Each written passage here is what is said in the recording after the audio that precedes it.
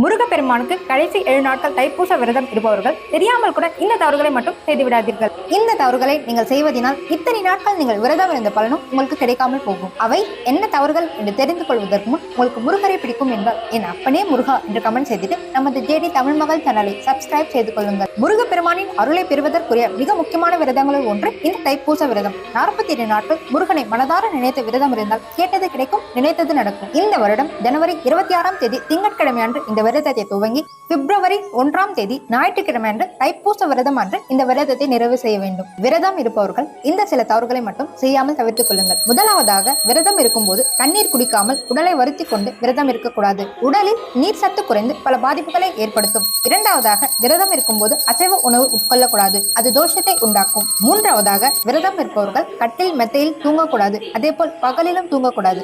நான்காவதாக, தான் விரதம் இருப்பதை மற்றவர்களிடம் அடிக்கடி சொல்லுதல் கூடாது.